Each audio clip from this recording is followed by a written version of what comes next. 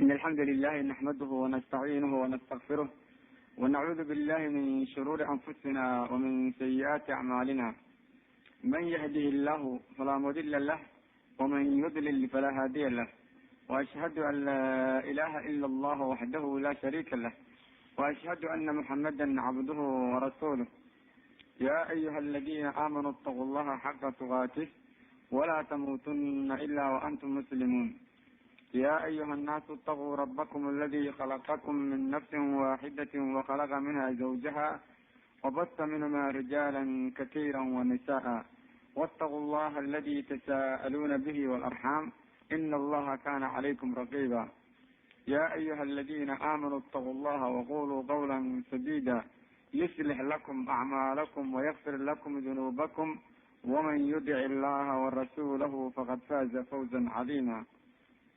أما بعد، فقد قال الله تعالى في محكم تنزيله وهو أصدق القائلين: إنما المؤمنون إخوة فأصلحوا بين أخويكم واتقوا الله لعلكم ترحمون. الله سبحانه وتعالى wuxuu kitaabkiisa munazalka oo muxkamka ku cadaynaya dadka mu'miniinta inay walaalo yihiin, lagana doonayo inay walaaloobaan, xaqa ku walaaloobaan, xumaanta ka tagaan, samaantana ay isu sheegaan. waxaan soo daraasaynayna waxay ahaayeen mawduuca ku saabsan walaalnimada islaamiga, dadka muslimiinta ah inay iswanaajiyaan, xumaanta iyo dhibka ay ka tagaan, sida uu nabiguba ku yidhi sala allahu alayhi wasalam: addoommada ilaahay oo walaala noqda sidii ilaahay idiin amray subxaanahu watacaala. ilaahay addoommadiisana waxaa loogu jacayl badan yahay kuwa ugu wanaaji og oo ugu ilaali og addoommada ilaahay ee mu'miniinta ah.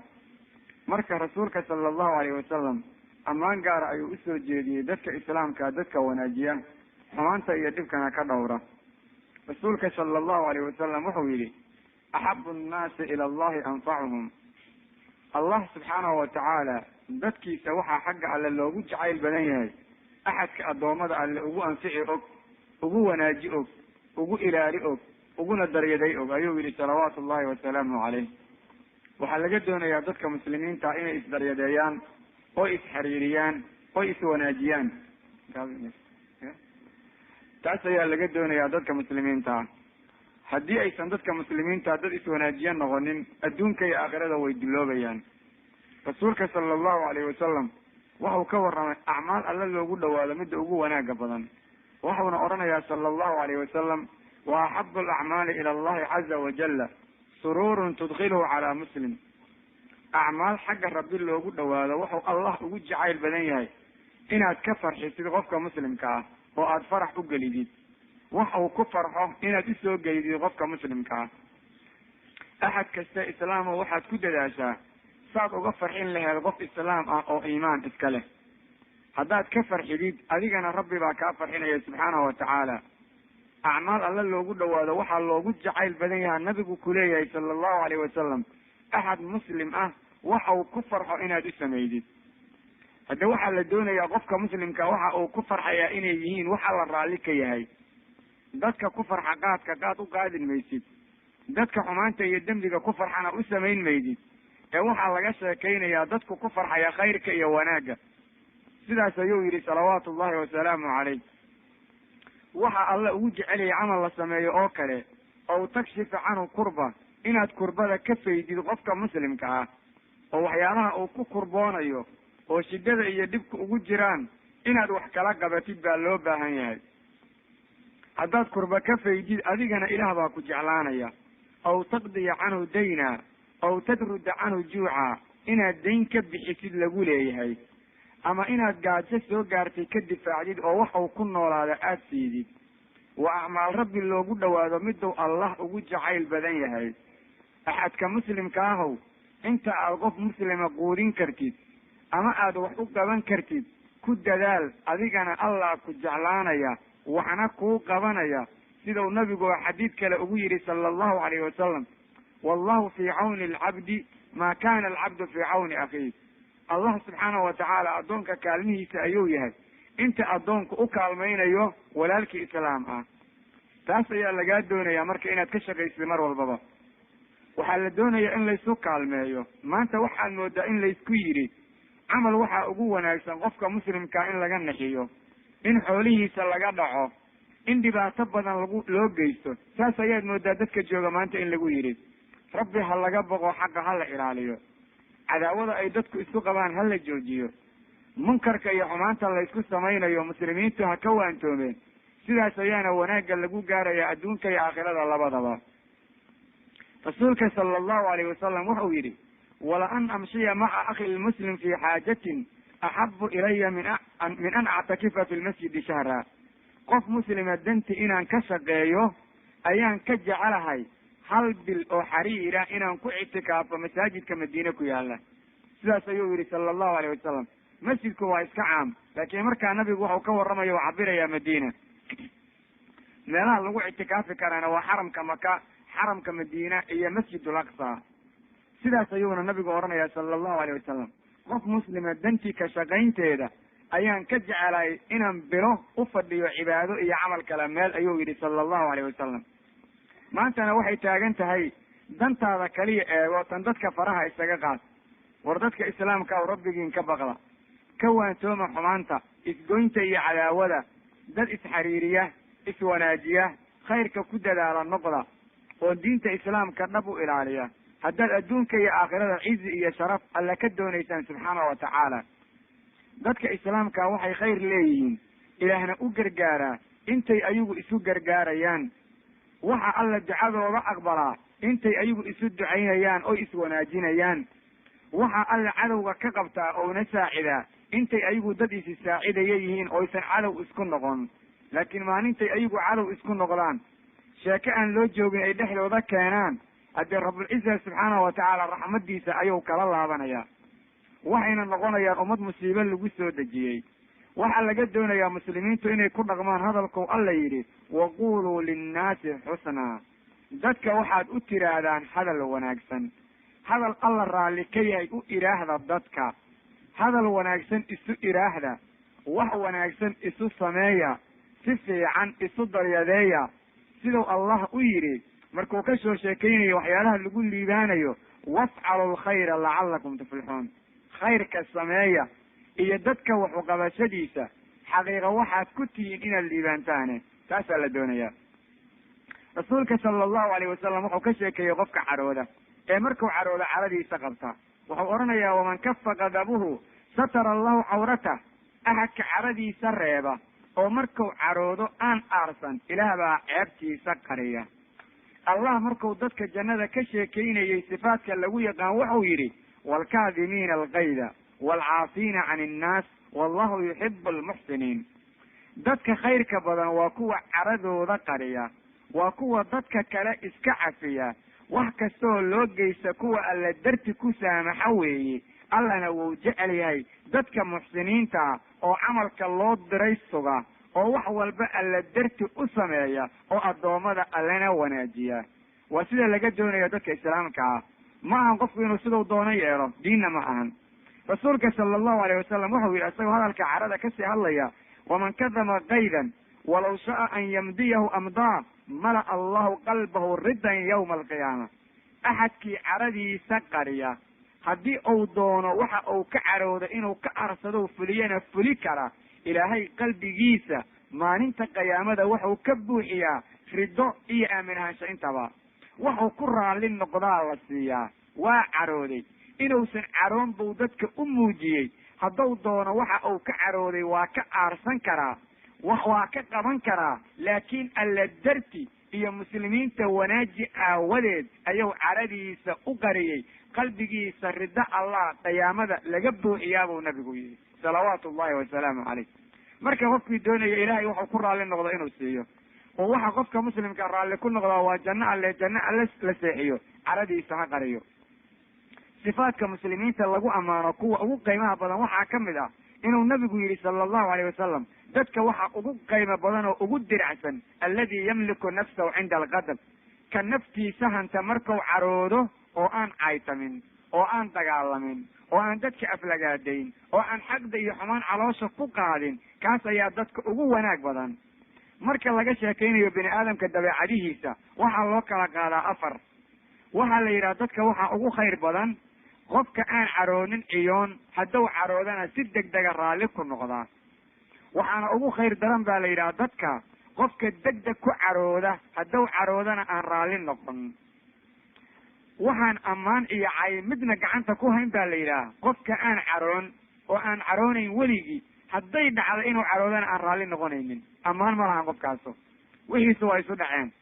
kaasoo kale waxaa ah oo qofka afaraad ah qofka degdeg ku carooda, hadduu caroodana degdeg ku raalli noqonaya, wax aan sagaara ka cararin buu ka caroonaya, haddana isla markii waa soo laabanaya. isaguna wax ammaan la yidhaha ma lahan,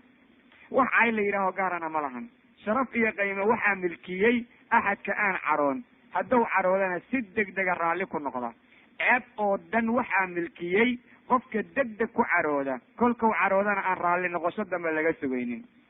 axad baa lagu yidhi war maxaa ku raalli gareeya, waxa ay raalli gareeya u yidhi waxa laygu sameeye inaan laygu samayn.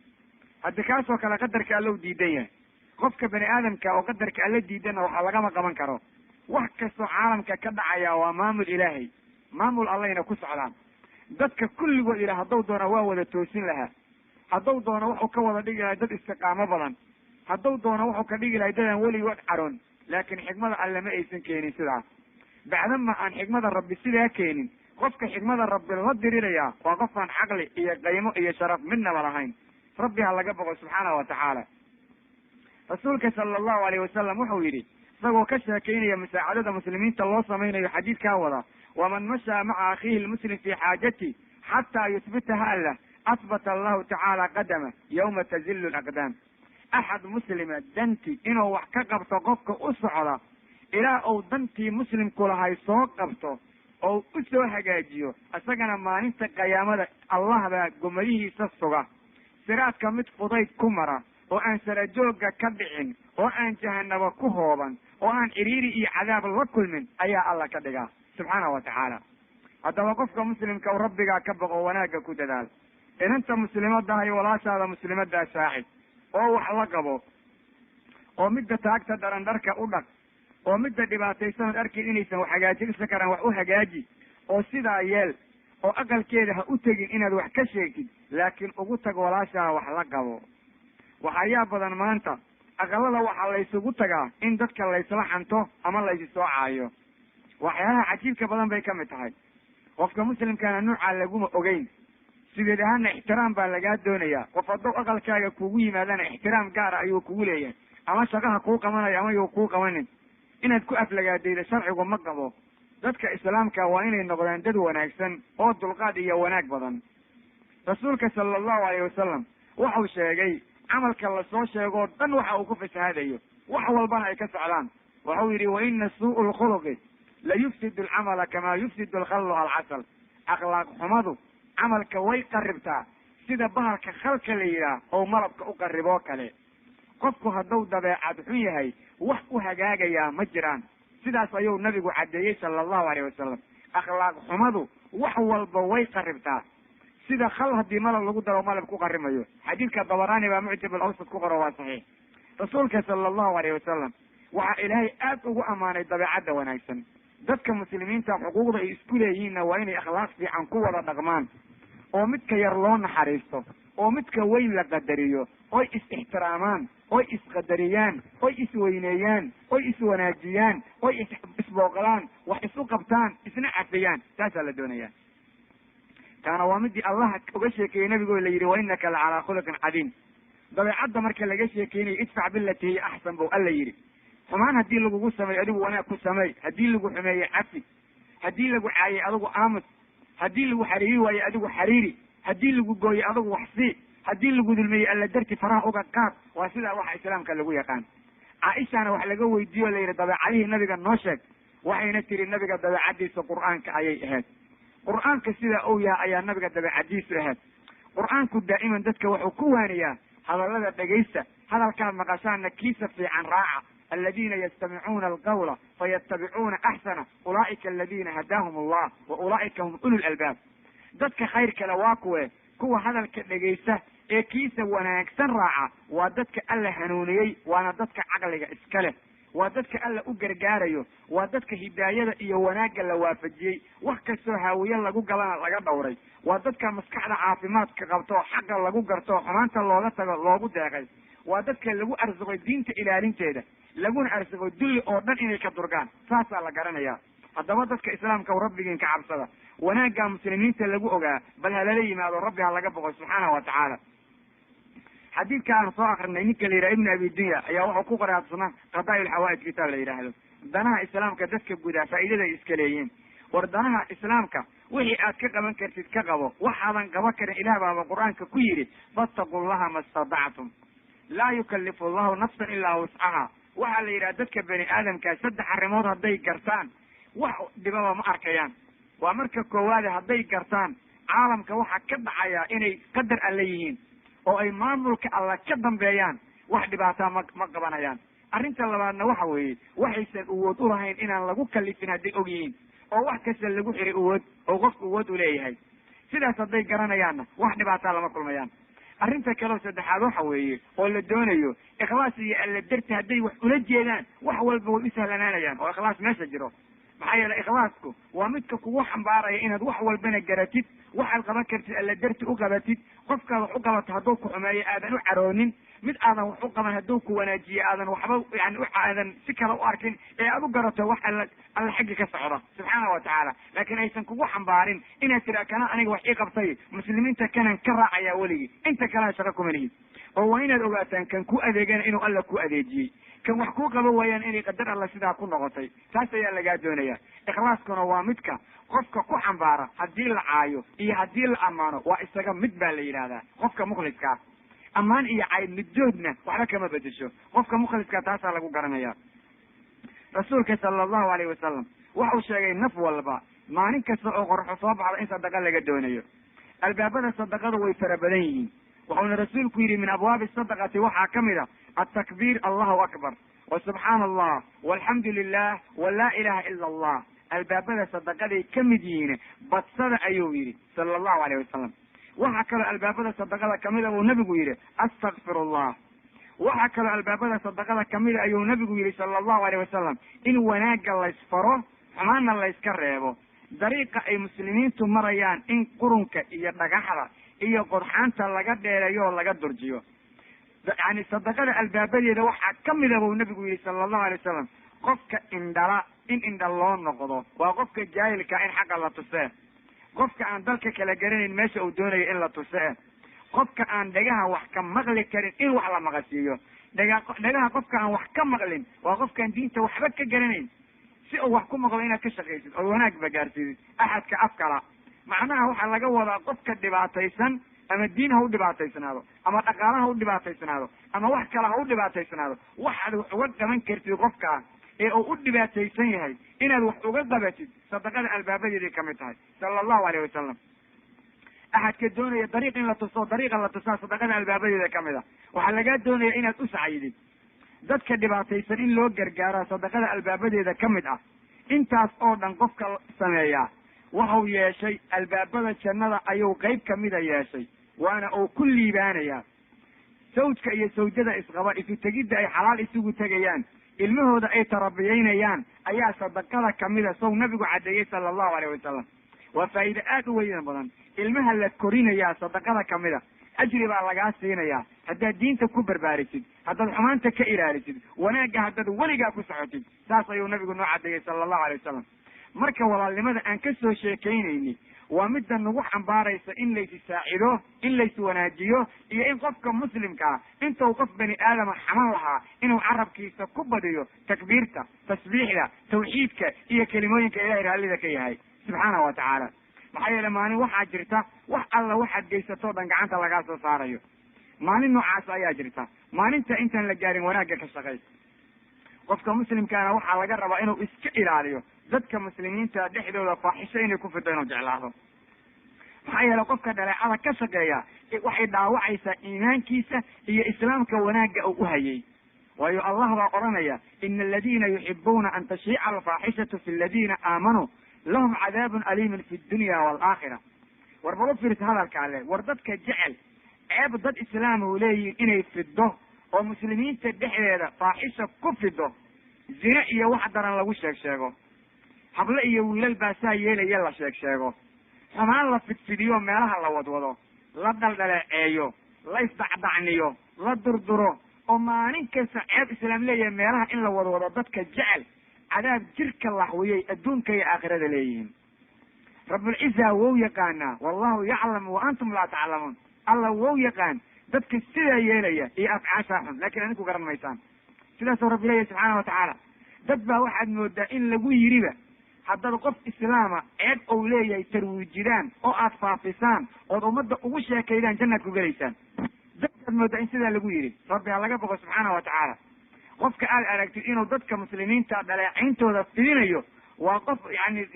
dhaalim u gargaar, waa walaalka dhaalim u gargaar gacanta ka qabo joojida waxaad wadid. rasuulkuna waatu xadiis saxiixa ku yidhi unsur akhaaka dhaaliman aw madluuma, u gargaar qofka walaalka ee muslimkaa haddii uu gardaran yahay, haddii laga gardaran yahaba garanay haddii laga gardaran yahay seen ugu gargaarnaa hadduu gardaran yahay nabiga lagu yidhi sala allahu alayh wasalam. rasuulku wuxuu ku yidhi taxajusuhu wa tamnachu can idulmi fa ina dalika nasra. waxaad ka mancinaysaa ood ka reebaysaa dulmiga, taasaana gargaarkiisa iyo wanaajintiisa ah. iswanaajiya qadaa laleeyahay oo dadka dulmiga wata gacmaha ka qabta, dadka faaxishada filinaya gacmaha ka qabta, dadka islaamka dhaleecaynaya gacmaha ka qabta. waraxaka muslimka iyo wax dhaleecaynin, bal ka waran ceeb aad u weynan badan soo ma ahan adigoo inan muslimada ah oo lagugu ogaa aamus badi, aadaab iyo deganaan, aqalka bixid la-aan, iyo inaadan dadka la warwaramin khayr inuu kaa soo baxayo mooyaane hadalla aad ku hadasho ceeba hadday dariiqada wareegayaan. sow musiibo ma ahan? sow balaayo soo gaartay dadka islaamkaa ma aha?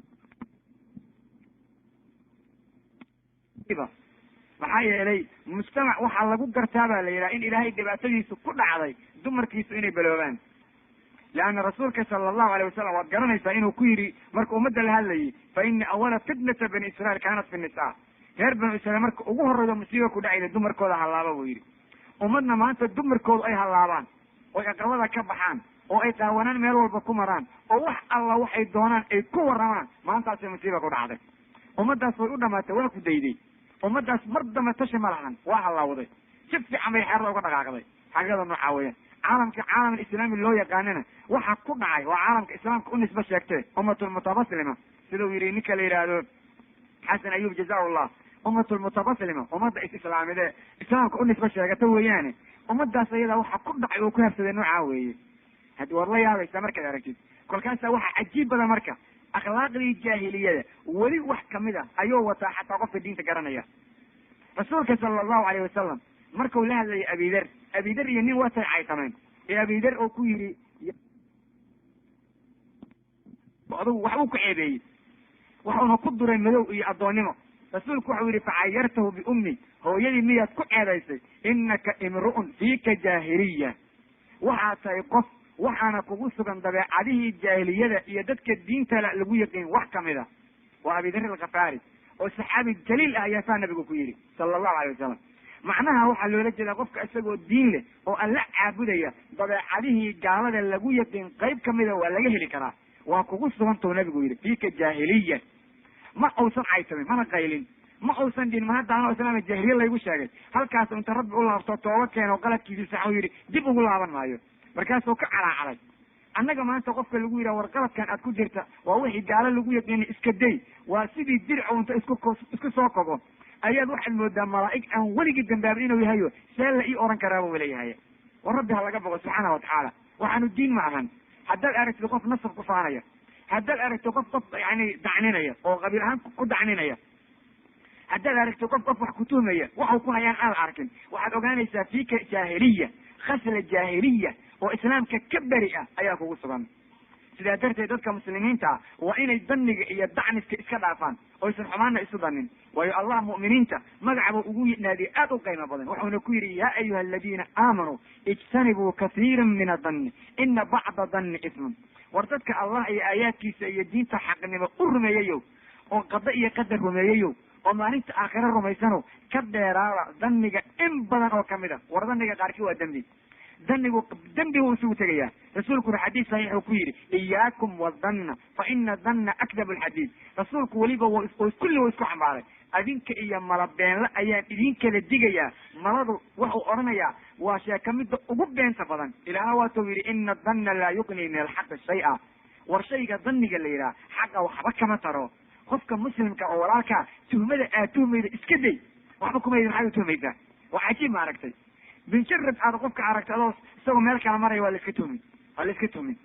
war tuhmadan la iska tuhmayo oo qof beri balaayo oon lagu tuurayo xaggay diinta ku sheegtay rabbi ha laga boqo subxaana watacaala waxaan islaamku ma qabo 3 qofood oo meel ku wada hadlaysa hadii la arko xalay waxay ka wada hadlayeen waa la tuhmaya 2 qofood oo meel wada degan hadii la arko xalay waxay wada degan waa la tuhmaya kuwa meel wada safra hadii la arko xalay waxay wada yani ay wada safreen waa la tuhmaya hadii la arko laba is xiriirinayso wax isu qabanayso islaamnimo iyo ilaahay darti inay ka tahay halka ka muuqanayso waxa la yidhi hebel isku wataano waa la tuhmaya bani aadamku miyaysa khayr lahayn dariiqa khayrka ayagu waxma fasiri karaan miya waa cajiibe arrinta noocaas waxay ka timid ikhwaani rabbi ha laga boqo subxaana watacaala waxaan diinahayn weeye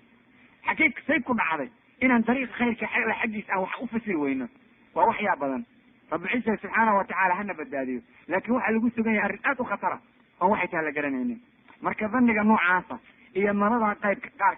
qaabta daran walaalnimada islaamka ay dhaawacdaa dib weyn bayna u geysanaysaa qofka laga helay arrimaha noocaasa muslimku ha ka fogaado muslimadda ha ka fogaato rabbigeed ha ka cabsato inanta muslimadda ha noqoto inan aan dadka xumaan u danin taasaa la doonaya waxaa laga doonayaa qofka muslimka weligii inuu muslimiinta u duceeyo dembi dhaafna uu rabbi uga dalbo subxaana watacaala siduu rasuulkuba u caddeeyey mu'miniinta iyo mu'minaadka qofka u dembi dhaaf dalba ilaah wuxuu u qoraa mu'min iyo mu'minaad kasta xasana looga qoraya maantana waxaa laga yaabaa inaad lacnadid meesha u ducayn lahayd ood khayr u rajayn lahayd caalamka oo dhan islaamka joogana waa walaalaha wanaaji khayrka ku dadaal oo qof walba rabbigaa ka baqo subxaana watacaala dadka muslimiinta waxaa laga rabaa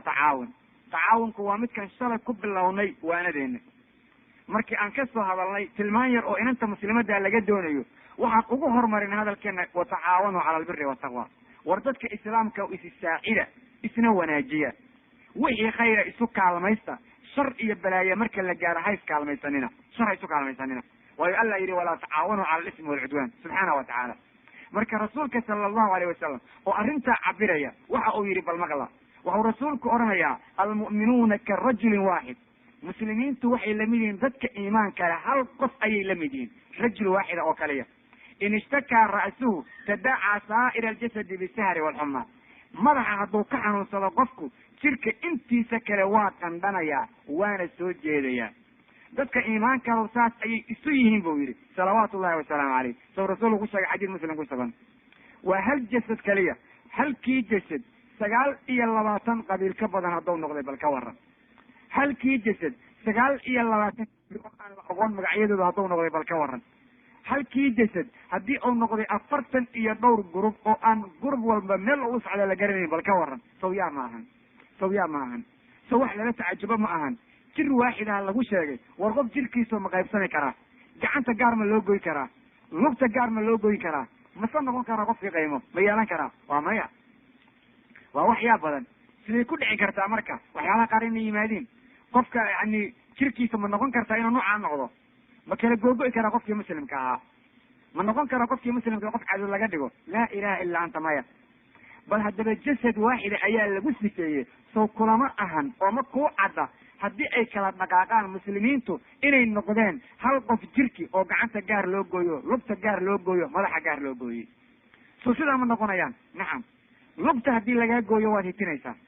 gacanta haddii lagaa gooyo wax ma qaban kartid madaxa haddii lagaa gooyo nolola kuma jirto maba noolaanaysidba haye dadka islaamka hadday kala dhaqaaqaan sidaasay noqonaysaa xaaladdu markaasaad arkaysaa qofka lugta iyo gacantu ka maqan tahay sida uusan wax u qabsan karin baysan waxba u qabsan karaynin tacbiirkan uu nabigu bixiye waa mid yaa badan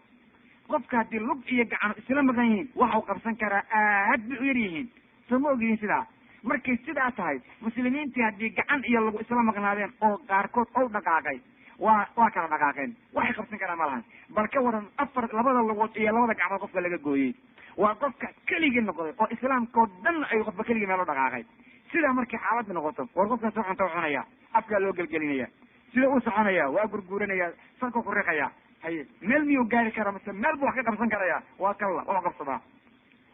dadka islaamka hadday midoobi waayaan oo ay walaaloobi waayaan oy isjeclaan waayaan oy xanta iyo barabagaanka cadaawada iyo caloolxumada dhanni xumada iyo balaayada isxamashada iyo isubeen sheegidda isnacaybka iyo xaasidnimada ay jooji waayaan sidaasaa ku dhici doonta waana sidaa meel kale ha ka raadine qof jirkiisa la googooya kaliya adigu cabir rasuulka sala allahu alay wasalam misaalka markuu ka bixiyay wuxuu yidhi war muslimiinta isjacaylkooda isnaxariisadkooda isxariirintoodu jir bau lamid yahay haddii jirka meelu xanuunto inta kale qofka waa xanuunsanaya qofka muslimkaa ee ku dhaawacmaya ama dhibka ku haysta algeria waa inaad ka dhaqantaa kan muslimkaa oo uu ku soo dhacayo qoraga iskaadka la yidhaah oo ku jira yacni dhufayska ugu horeeya afghan oo ka hor yaala jalaal abaad amase magaalada la yidhaha kabul waa inaad aad uga tiiraanyootaa saqda dhexe u ducaydaa aadna aad uga walbaxaartaa oo aad raaxadaada ilowdaa adigoo ka walbaxaraya walaalkaaga dhufayska ku jira oo kabul ka dagaalamaya oo iskaadku sida xun shiciyada ugu garaacayso oo aad moodo qora haawin la yidhahdo inuu sidii roob ugu soo da-ayo noocaas way xaaladu laakiin haddaan xaaladda noocaan noqonin diin iyo iimaan la sheeganaya meeshaan ma jiro dadkuna diin ma lahan ummadda maanta joogtaana waa sidaa runta marka laga hadlaa saa weye waa ummad jirkoodii la googoosanayo in jirkooda la googoynayan aan ogeyn wayna ujeeda inay sii googo-ayaan subxaanaka ya ilaahay waa inaad aad uga naxdaa hablaha muslimaadka ee siiqa iyo yani kuwa qaarka yani kayrka daran oo hunuuda ah ay dharka uga dhigayaan kashmiir iyo amaakinta lamidka ah haye waa inaad aad uga fikirtaa sidaas baa la doonayey muslimiintii sidaa laga raba inay noqdaan bal ka waran kuwa halkaa ka feker laga feker iska deeyey labadii koobka shaha kala shubanaysay haddaysan isu jeedi karin oo canuf isku tufayaan sawlayaa ma ahan inantii sariirta kugula jiiftay cadaawo haddaad u aragtid oo aadan bafiiri karin waxyaa badan soo maahan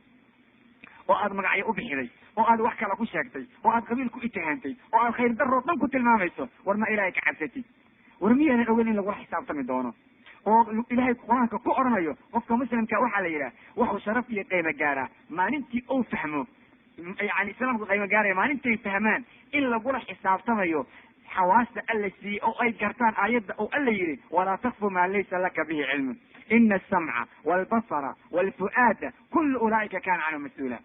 yani ha raacraacin waxaadan cilmi iyo ogaal ulahayn araggaaga iyo maqalkaaga iyo waxa qulubtaada ay ku fekerayso kulli waa lagu weydiinaya aayaddaas maantay gartaan ee muslimiintu sharaf yeelanayaan ba la yidhaha goormaa la garanaya aayaddaas ayadaa weligeed inaan la garan baad moodaa maalin walbana waa la isu akriya rabbi ha laga bogo subxaana watacaala tacaawun rasmi ah muslimiintu ha yeesheen waa waxa wanaagga lagu gaarayo muslimiintu dhis bay isu lamid yihiin bal waxaad yeelaysaa masaajidka derbi ka jabi aqalka derbi ka jabi kulli inta kale way daadanaysaa haye markay kala dhaqaaqaan derbi baa jabay markay intaasoo xisbi noqdaan derbi baa jabay markay iscaayaan derbi kalaa jabay markay qabiil kala noqdaan derbi kalaa jabay waa dhamaatana aqalkii waa dumaasagay dhama marka wax dhisan ma jiraan muslimiinta tamaatiil badan baa rasuul ka bixiyey mar buu jir ku magacaabay qof leeyahay mar buu dhismo ku magacaabay marba siba u tilmaamay salawaatu ullahi wasalaamu caleyh bal si ay wax u gartaan oo isu raacaan xaqada noocaa weye dadka aad khayrka aad u badan helaya waa dadka alla darti isku jeclaada alla darti xubbigooda noqdo waxau allah qur-aanka ku yidhi ina aladina aamanuu wacamilu asaalixaat sayajcalu lahum araxmaanu wudda dadka allah iyo aayaadkiisa iyo nabigaba dhab u rumeeyey oo camal hagaagsan la yimid allaha raxmaanka wuxuu u yeelayaa jacayl cabdullahi bin cabbaas wuxuu ku fasiray maxabatan fii quluubi saalixiin dadka saalixiinta quluubtooda ayaa jacayl loo gelinaya dadka khayr kale oo alla ka cabsada inta khayr kalahaa jeclaata intaan khayr kalahaynna way necab yihiin si kasta haddaad yeeshid oo aad diinta alle dhab yani ugu socotid xumaantana aad dhab uga tegtid diintana aad ka run sheegtid cadow ilaahay kuma jeclaanayo cadow ilaahay kuma jeclaanayo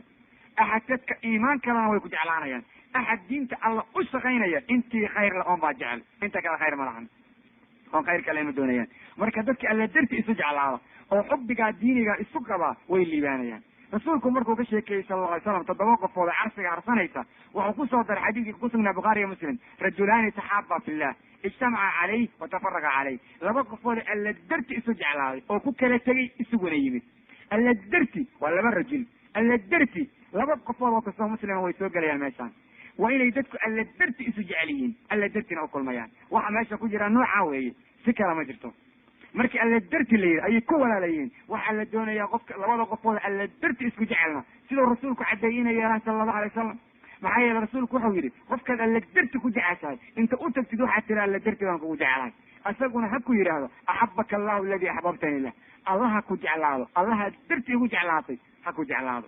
sidaas ayuu yihi sala allahu alayh wasalam. markay sidaa tahay laba wiil way is oran karaan, laba gabdhood way is oran karaan, wiil iyo gabadh inay is yidhaahdeen hadal baa ka taagan, iyadoo aan la diidanayn in wiil iyo gabadh alla darti isku jecelyihin. haddana wiil inuu unta tago inaan u tago ee uu ku yidhaha alla darti baan kugu jecelahay, ama iyado inta u timaada ku tira alla darti baan kugu jecelahay, dib weyn baa laga baqanayaa. lama hayo nusuus naqdinaysa, laakiin islaamku in badan way ka digaan, waxayna leeyihiin fitna laga cabsanaya. sidaa darteed xubbiga ay isu qabaan caloosha ha ku haysteen, isagaaba ka muuqmuuqa dooneen. waxaan kaloo looma baahna inay dad wanaagsan oo ilahay dartii walaala ku ay yihiin, waa la dareemi doonaa. laakiin haddii uu ku yihah ilahay dartii baan kugu jecla, maanta dambe waxyaala badan baa laga baqanaya.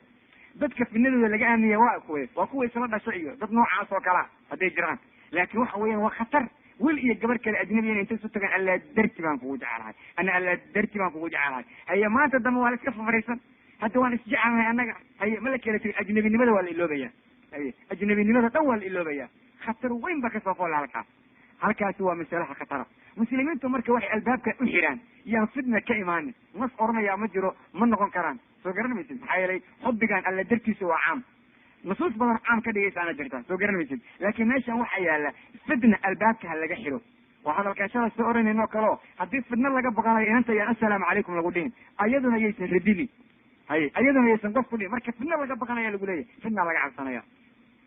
midda kale rasuulka sala allahu alay wasalam markii madiine la tegey, ragga muhaajiriinta iyo ragga reer ansaara ayuu walaaleeyey. ma uusan walaaleyn wiil iyo gabar, walaala kama dhigin, walaalo gaara, dadkao dhan u walaalaa, labalaba isugu xiray. abi juxayfa wuxuu yihi ninka la yidhaha aakha nabiyu sala allahu alay wasalam bayna salmaan wa abi darda, xadiidka usugan saxiixa. rasuulka sal wuxuu walaaleeyey abi darda ninka la yidhaha iyo salmaan. cabdiraxmaan bin cawf wuxuu yihi markaan madiine soo galnay aakha nabiyu sala allahu alay wasalam baynii wa bayna sacd ibni rabiic, rasuulku wuxuu walaaleeyey aniga iyo sacd ibni rabiic. waxaa arrintaa cadaynaya xadiidka bukhaari baa qoraya. wuxuu kaloo rasuulku walaaleeyey o anas oranaya bayna abi cubayda wa abi dalxa, sida muslim soo saaray. halkaas marka waxaad ka garatay weliba ayadoo walaalo la yahay oo laysjecel yahay ba haddana la doonaya dadka qaar inay si gaara isugu sii xiraadaan. rasuulku labalabo isugu sii xiray say laba walba dhaqaalaha gaar ugu wadaagaan. qofka yani walaalka runta kula ahna khatar wey arrintiisa. ninka la yidhi abu hurayra waxaa laga sheega inuu yihi nin baa yidhi waxaan doonaya inaan kula walaaloobo walaalnimada rasmiga ah. markaasuu yihi dirhamkaaga ma igala kaa dhaxaynaya? markaasuu yihi maya, waxun baan xoogaa gaar u yeelanaya. haddaba hadday arrinta saata or iga tag bu yidhi, kula walaaloobi maaye, wax naga dhaxayn karaa ma jiraan. qofka aad walaalka rasmigaa la tahay oo runta ah, shilin haddaad haysato shilinka adiga iyo isagaad la jeclaanaysaa. wayu'tiruuna calaa anfusihim walaw kaana bihim khasaasa. dadka khayr kale naftooda way ka dooraan dhib kasta ayagoo ku sugan. dadka dhan ayagoo isu dooraya ba haddana waxaa jira dad si gaara walaalnimadooda aad saa'id u tahay. noocaa way xaaladda. marka aad baan uga digayaa hablaha muslimaadka ah oo ajaanibta ah iyo rijaasha ajaanibta kale ah inay isku yidhaahdeen kelimada ayada ah. haddii kelimadaa isu adeegsadaan alla darti baan kugu jeclay qof walba qofka kale ku yidhaahdo, halis baa laga baqanaya, halis baa laga baqan. waxaa laga yaaba in lagu yidhaha xadid xarimaysaa ma jirto. nacam ma jirto. oo xadiid oranaya ma isdhihi kara ma jiro. nacam waa saas, ma hayna ilaa hadda. meeshana walaalnimada waa caami, maxaa aniga iigu diidaya? garo diinta islaamka markay wax ka sheekeynayso albaabkay ka xirtaa. ilah markuu ka sheekeynayo zinada ma uusan niyaan la zinaysan, laakin wuxuu yihi walaa taqrabu, haba u dhawaanina. wadada loo maro, wadada loo qaado oo lagu gaaro, xataa wadada korkeeda ha marinina, ha goynina. wadada dhinac kale ka mara, haba u dhawaanina meesha. marka waxaa laga cararaya fitna yaysan meesha ka imaanin. taasaa la doonaya. laakin dad walaala ah ilahay darti walaala ku inay yihiin waa la doonaya. rasuulka sala allahu alayh wasalam waxau oranaya ina allaha tacaala yaqulu yawma alqiyaama ayna almutaxaabuuna bijalaali alyawma udilhum fi dilli yawma laa dilla ilaa dilli. rabbi waxau oranaya aaway dadkii aniga jalaalkayga iyo calamadayda iyo weyninkayga walaalaha ku ahaa, maanta waxaan harinayaa hooskayga. waa maalin aan hoos jirin ilaa hooskayga mooyaane. haye dadka alle darti walaalaha ku ah wanaagooda ufiirso. xadiidka muslim iyo waxaa qoray malik oo muwada ku qoray. waxaa lagu sheegaya sharafta iyo qiimaha ay iska leeyihiin alle dartii dadka walaalaha ku ah iyo khayrka iyo faa'iidada ay la kulmayaan iyo sida arrintaas u cajiib badan tahay. aawa dadkii ka faa'iidaysan lahaa, aawa jiilkii arrinta ayada u sacyin lahaa oo ilahay darti dad isu jecel noqon lahaa.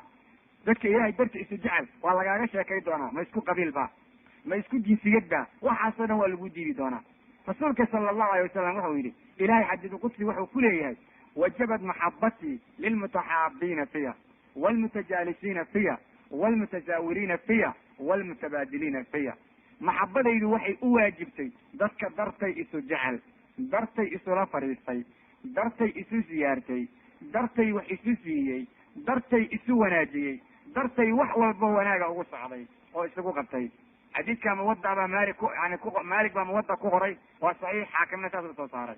haye rasuulka sala allahu alayh wasalam maalin maalmaha kamida wuxuu yidhi isagoo saxaabada la hadlaya, ilaahay waxaa u sugan addoomo aan ambiye ahayn oo aan shuhado ahayn, oo ambiyada iyo shuhadadu ay majeersadaan meesha ay fadhiyaan. majeersi waxaa la yidhaha qofka la yidhaha alla yaa meeshuu joogo kale aniga igeeya. waa siday alle ugu dhow yihiin iyo sida ay u sharaf badan yihiin maalinta qiyaamada. dadka uu nabigu la hadlayay dhinac kamida nin fadhiya oo reer baadiya ayaa jilbaha ku fadhiista u yihi saxaabigu. wuxuu yihi ninka isaga ahaa, rasuulki ilaahayow bal nooga sheeko dadkaasu dadka ay yihiin. dadkaasu yay yihiin ya rasuul allah. rasuulka sala allahu alay wasalam wejigiisa waxaa ka muuqdaa la yidhaha bashaasnimo, farxad iyo wanaag. rasuulku wuxuu yihi sala allahu alayh wasalam, dadkaasu waa cibaadun min cibaadi illah, waa addoommada alle ka mid a, min buldaanin shataa, magaalooyin kala tagsan bay ka kala yimaadeen, wa qabaa'ilin shataa, qabiilooyin kala tagsan bay ka kala yimaadeen, oo min shucuubi alqabaa'il, shacbiyaalka qabaa'ilkooda ka mid ah. lam yakun baynahum arxaamun yatawaasaluuna biha, dhexdooda rixim iyo qaraabanimo ay isku xiriiriyaan kama dhaxaydoo wada dhalasho ah. walaa dunyan yatabaadaluuna biha, xoolo ay isi siiyaan oo qofkood qofka kale xoola ku saacidana ma jirto, oo xoola kama dhexeeyaanoo qofka kale shilin siiyaa kuma jiro. maxay yihiin? waa qawmun yataxaabuuna biruuxi illah, waa dad isku jeclaaday diintaas ilaahay, waa dad isku jeclaada iimaanka iyo wanaagga. allah subxaanahu watacaala wejiyaalkooda nuur buu ka dhigayaa, waxuuna u samaynayaa manaabir lu'lu iyo jawhar ka samaysan oo allaha raxmaankaa subxaanahu watacaala gomadiisa taalla. yadfacu nnaasa walaa yadfacuun, dadku way argagaxayaan ayagu ma argagaxayaan.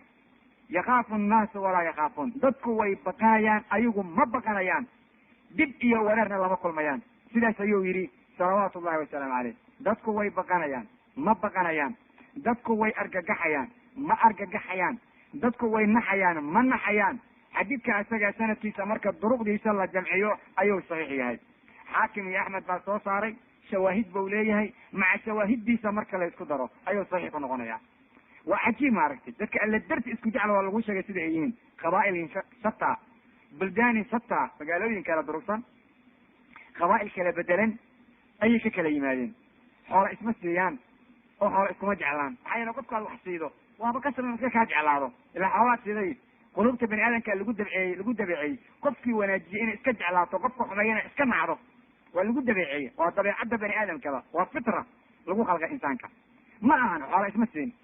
qaraabanimo iyo ehelnimo isku xiriirinayaan kama dhexeeyo. dadkan waxa wanaagga ka dhexeeya waa alla darti iyo diin iyo iimaan. noocaas weye labada qofood oo noocaas walaalaha ku noqotay iyo dadka noocaasana waxa alla agtiisa kusii khayr badan axadka alla darti xubbiga oo wax ku jeclaaday kusii badan yahay, siduu nabigu cadeeyey sala allahu alay wasalam.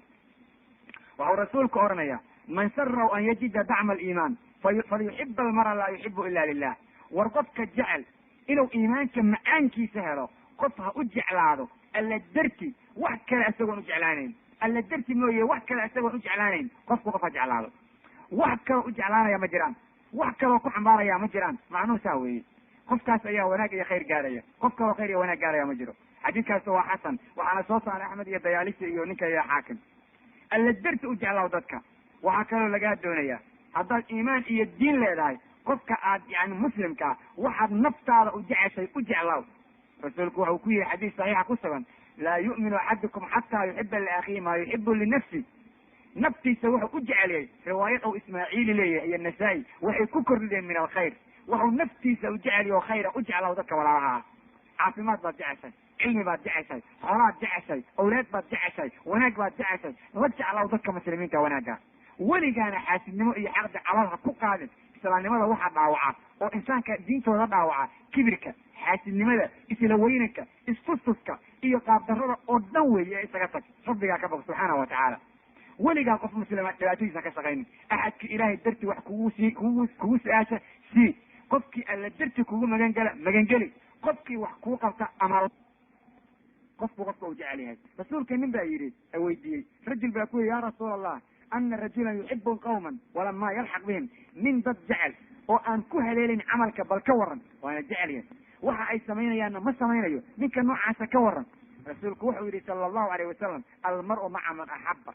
qofka uu jecel yaho micigiisa aanaya muslimiinta jeclaaw diinta jeclaaw sunada nabiga jeclaaw baatilka necbaaw bidcada necbaaw munkarka dadka wada necbaaw u naseexay qaladka ka reeb hadday kaa diidaan alla darti uga fogaaw wanaagga sidaa ugu dadaal laakiin xaqdi iyo xumaan aan diin ahayn qofna ha u qaadin oo rabbigaa ka baq subxaana watacaala weligaa dadka khayr kalena waa inaad jeclaataa maxaa yeele berida meelaa lagula keenaya anas bin malik wuxuu yidhi asxaabtu waxay ugu farxeen xadiidkaa wax ay weligood waxay ugu farxeen aan la arag maxaa yeele nabiga inay jecel yihin waa isku hubeen bu yidhi nabiga waan jeclayn abubakar iyo cumar iyana waan jeclayn jacaylkaas baan isku hubna bu yidhi laakiin camalkeena maba aan isku hubinba aad baan ugu farxna marka saasa oranaya marka lagu leeyahay dadka aad jeceshaa lagula keenaya qofkaad jeceshay wanaagga uu samaynaya looga daydaa qofkaa kugu oranaya nabigii baan jeclay sunadii nabigana aan lagu karin diintaan jeclay kaala baro ku dhaqan laguma karo nabiga ummadiisaan jeclo islaamkaan jeclay 24 saac caydooda iyo xantooda ku mashquulsan yahay waxaa jacayl lama yidhaha waa beenbeen iyo barabagaan rabbi ha laga boqo subxaana watacaala war dadka ayaan been loo sheegin ee diinta ah lagu socdo taasaa laga doonaya dadka muslimiinta midda kale waxaa la rabaa marka wax la jeclaanayo ama wax la nacayo in dhexdhexaad laga dhigo jacaylka iyo nacaybka xadiid baa jira marfuucna ah mawquufna ah oo markau marfuuca yahay albani uu leeyahy waa saxiix oo ku qoray yani saxiix jaamic sagiir xadiidka isaga ah cali bin abi taalib baa laga warinaya wuxuu oranayaa axbib xabiibaka hawnan ma qofka aad jeceshahay tartiib u jeclaaw tartiib jacaylka ha ka badinin casaa an yakuna baqiidaka yawman ma waxaa la arkaa inuu maalin kaa caraysiiyo ood maalin iska nacday isaga dhan kuusoo oro marka meel fog hataad xubbigiisa geydo maanta damood nacdo saad usoo tuur leeda kugu adkaanaysa haye ama waadba ku waadan wuxuu oranayaa waabqid baqiidaka hawnan ma midkaad necabtaana aad ha u necbaanin casaa an yakuna xabiibaka yawman ma la arka inuu maalin maalmaha kamida xabiibkaaga noqdo tartiib waxaa faraha ka badinin cumar bin khadaab baa arrintaa ka warramay cumar bin khadaab wuxuu la hadlay nin la yidhaha aslam cumar wuxuu yidhi ya aslam laa yakun xubuka kalafa walaa bugduka talafa aslamow xubbigaagu yow noqonin mid kalaf ah oo wax ku dhega yowsanna noqonin bugdigaago talaf markaasuu yidhi maxaad ula jeedaa cumar wuxuu yidhi idaa axbabta markaad jeclaanaysid falaa taklaf kamaa yaklifu sabiyu bishayi yuxibu markaad wax jeclaatay ha isugu kalifin oo ha isku dhejinin canuga sabiga waxau jeclaysa u isugu dhejiyo kale canuga sabiga saw yaa lama taqaanaa canuga sabiga waxau jeclaya waa u ooyaa in la siiyo maana maanta dhan uu barooranaya marka canuga sabiga oo kale siisa ha noqonin wixii adoo jecel haddana hadday kugu dhacdo dhibaato oo mushkula kugu timaado waxaa lagaa doonayaa inaad tartiibsatid haye waad jeclaan kartaa laakiin canuga sabiga wixii ou jeclaa in la siiyo maana waa ooyin waa ooyin mana la aaminsan karo saas oo kale ha ka dhigin bu yidhi jacaylkaaga jacaylkii noocaas oo kale looma baahna waxau yidhi waidaa abqadta falaa tubqid bugdan tuxibu an yatlafa saaxibuka wayahlik haddaad qof u carootana ha u caroonin caro aad jeclaatid in isaga dhamo halaagsamo baabo balaayo ku dhacdo caro noocaas oo kale haba imaan ba la yidhi waa khatar waxaas oo kale looma baahna qof muslimaha tahay ka fiirsa waxyaalaha qaarkood asarka isaga waa saxiix bukhaari baana ku qoray edab almufrad kitaabka la yidhaahdo cabdirasaaqna musanifku ku qoray waxaa lagugu leeyahy weligaa xadid wax walba taasaa lagaa doonaya xasan albisri wuxuu yidhi dadka aad jeclaanaysaan tartiib u jeclaada dadka aad nacaysaan tartiib u necbaada dad baa dad jacaylkooda inta ku xadgudbay oo wax walba iloobay bay ku halaagsameen sida dadka la yidhaha cishqiga ku dhacay yani cishqiga markuu fooqal caqli noqdo ilaahay halmaamo digriga alla iloob waa bisoo dhamaatay laazim cishqi waa inuu jiraa oo laba qofood waa inay jecel yihiin maba dhici kartana inay nolola wadaagaan haddaan xub iyo waxun ka dhaxayn laakin waxaa la rabaa wax inay xuduud leeyihiin dad baa isnacow yidhi say dadka u necbayeen bay nacaybkii darti bay ku halaagsameen bu yidhi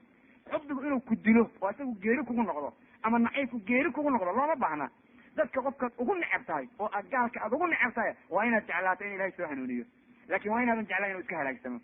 oo aad tira ilahu haddaad hanuun la doontay soo hanuuni haddaan hanuun la doonin naga qabo oo laba saaka naga saar adaa saari kare hakada laakin haddaad tidhahdo cadowgayga maba dhici karto inuu soo hanuuni may maalin baa maalin ku idhi nin dhib badan allaha soo hanuunso gaari baan la saaray waa iga degsaday waxau ihi naga dega ilahay nooma soo hanuuniya kaasoo jana nooguma keene looma baahna saasoo kale ahay waxaasoo kale waa sharci sharcigu ma qabo dad ilahay yaqaana aan noqono cadaawada qaarna diintu ma qabto iska dayna waxaas oo kale muslimiinta taasaa laga doonaya. waxaa laga doonaya dadka muslimiinta ah inay amaakinta fiican fadhiistaan. waxaa laga doonaya inay isu naxariistaan oy rifqiga iyo jacaylka ka shaqeeyaan, yani isu naxariisadka. waayo rasuulku wuxuu yidhi man ucdiya xadduhu min arifqi ucdiya xadduhu min khayri dunya walaakhira. qofkii la siiya dheeftiisa dhibrinta waxaa la siiya dheeftiisa adduun iyo aakhira u dheef ah. laakiin qofka rifqiga laga hoojiyo adduun iyo aakhira khayrka waa laga hoojiyey. muslimiintu ha iska ilaalin arrintaas. dadka muslimiinta ha ku wada noolaadeen weji furfuraan, macruufka ha xaqirin, haba ahaado qof walaalka inaad la kulinta isagoo wejigu ku furfuran yahay. taasaa lagaa doonaya. qof wejiga u furfura islaamka wanaajiya noqo. weligaa iska ilaali cadaawo. si kastoo lagu xumeeyana ha ku seexanin hal xaneen adoo qof islaama caloosha wax ugu haya. haddaad ku seexatid oo aad ku dhimatid bal ka waran, oo berrito lagu soo saaro adoo gunid caloosha ay kaaga jirto xoogaa yaroo nacayb oo islaamka necab tahay oo qof islaam caloosha ugu haydo. ha la iska firi arrimaha noocaasa. waa arrimo aada u khatara. midda kale qofka muslimka uma banaano inuu walaalka muslima ka haajiro 3 maalmood wax ka badan oo ay kulmaan oo kanu jeesto waxaana khayr badan qofka salaamta la hor bilaaba siduu nabigu ku yidhi xadiis bukhari muslim ku sugan. rasuulka sala allahu alayh wasalam waxuu xadiis ku sugan saxiix jaamic ku yidhi qofka muslimka 1 sano qofka ka haajiray oo cadaawo adduunya darteed uga aamusanaa isagoon diin iyo ilaahay darti ku nacin isagoo dhiiggiisa daadiyey la dembi yahay. dhiiggiisa daadiyey bal qabaa'ilkan iyo waxaan daran iyo waxaan isku qabna ka waran. dhiiggiisa isagoo daadiyey waa haddii aad cadaawo isaga haydo wuxuu kaa biya ma lahan. mujarad ou reer hebel yaadna iska nacday ama wuxuu kaa biya ma lahan. mujarad qof hebla kugu diro qof kaaga sheekeeyey adiga aad ku kalsoonta iska nacday waxaad ku hubta ma lahan. haye ama mujarad aad maalin xoola isku qabsateen ama uu wax ku diyaad ku nacday ama mujarad oo maalin ku caayey. maxaa yeele caydaada waxba mahan. haddii adiga waa lagu caayi karaa laakin diintaan la caayi karin. intaasaad ku nacday lama hadashid. 1 sano haddaad ka aamusantahay adoo dhiiggiisa daadiyaad la dembi tahay. way ku dhamaatay. waxaad khayr leedaa ma jiraan. dadka nageena saasay ugu dhamaatay. waa la kala aaminsan yahay. gafuurka laysu duwaya. wax la kala biyo lama yaqaano iyo wax laysku haysta midnaba. cabdullahi bin cumar ba waxaa laga sheegay inuu yihi dadka khamrada caaba ha salaaminina. waxauna abu darda yidhi ilaahay darti markaa dadka u nacdo marka dambana aad naftaada nacdo baa diinta garatay. waa markii dee dadkan ay diin alla ku cayaaraan laakin si kale maaha. midda kale dadka kala haajiray oo aan ku kala haajirin wax la taaba karo oo diinta alla ilahay lagu garaabo oo la yidhaha waxaana waa sunno nabi oo alla ilahay qofkaanu baabi'iyey ogaaw khatartay ku sugan yihin. xadiis muslim ku sugan nabi wuxuu yidhi tuftaxu abwaabu ljannati yawma alisnayn wa yawma alkhamiis. albaabada jannada maalinta khamiista iyo maalinta jannada waa la furaa. fa yukfaru likulli cabdin addoon kasta waa loo dembi dhaafo oon alla u shariig yeelin ilaa 2 qofood oo baynkooda shaxnaa iyo uur gunug yaha maahane.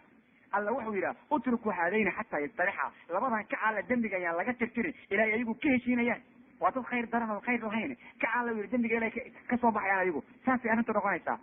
war uurgunudka iyo caloosha waxa laysugu hayo iyo diin xumada iyo qurunka aan ku jirno waraanu isaga tagno. war muslimiinta saasaan wanaag ku gaari karaynaa. saas ayaan wanaag ku gaaraynaa. marka waxaan rajaynayaa in inaha aanu ka warnayno walaalnimada ayna anfacdo oo qaybta ka dhiman aan ayada uga qiyaas qaadano. waxaan ku soo celinayaa waxa weeye qof walba ha iska doono dhowr tilmaamood. tilmaanta ugu horeysa waxa weeye qof walba ha ka ilaaliya calooshiisa inuu xifdi qof ugu qaado. axad walba qof naxariis badan ha noqdo. qof walba qof dulqaad badan ha noqdo. axad walbana ha ku dadaalo inuu qofka ka weyn qadariyo qofka ka yarna u naxariisto. arrinta kale waxa weeyaan axad walbow waxa aad necabtay in adiga lagugu sameeyo ha ku samayn dadka. ka ilaali.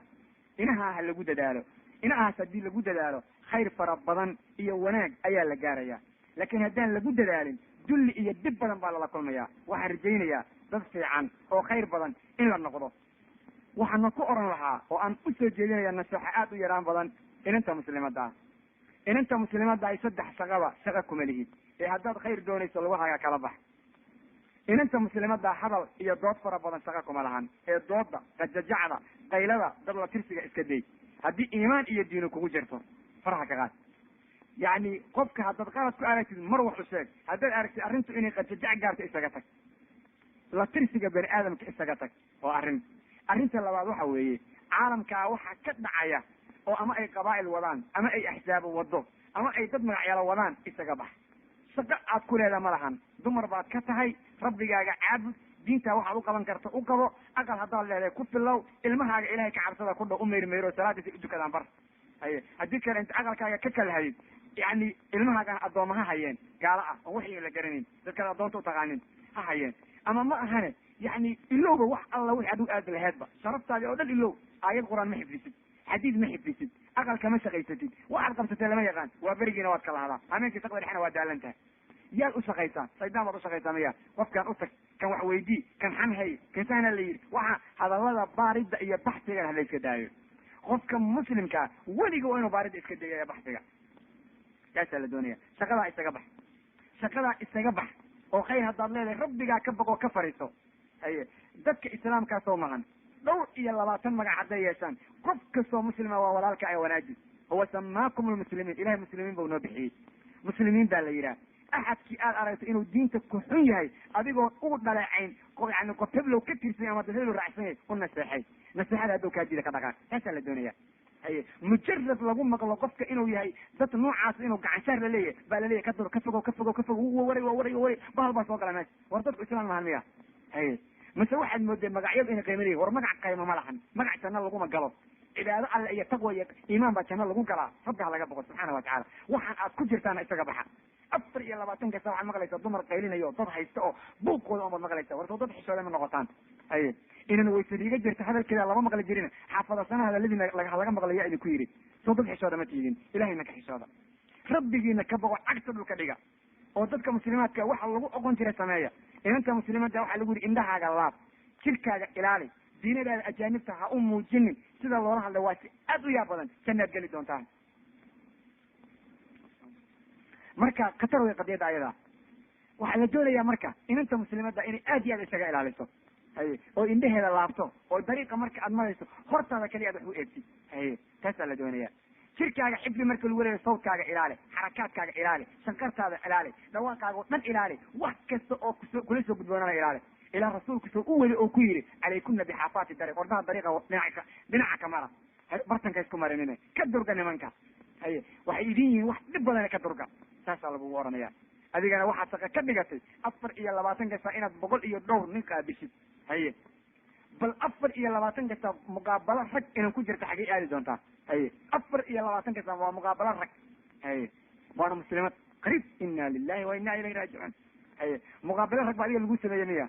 caaisha oo cilmi loo doono jiray oo waqti walba diin lasoo weydiisan jiray baan inta saacadood ee maanta rag iyo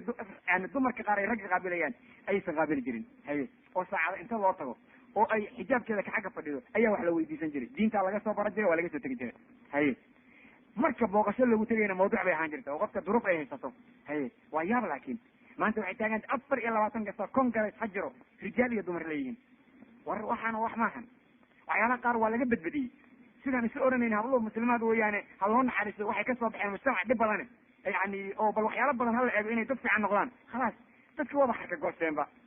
waaba la xarka goostaba khalaas waxaad moodaa rati yani gaari seersadii u go'day waaba la tartaraaraxay war ilahi laga xishooda subxaana watacaala waxaan jeclaan lahay inaad waxyaalo badan ka fiirsataan oo aan dhawaaqeyna la maqlin oo aan sawtkiina dadku maqlin haddaad dariiq maraysaan iyo haddaad masjid ku jirtaan iyo haddaad madrasa ku jirtaanba inaan dhawaaqeyna inta dana ku jirta in kala la maqlin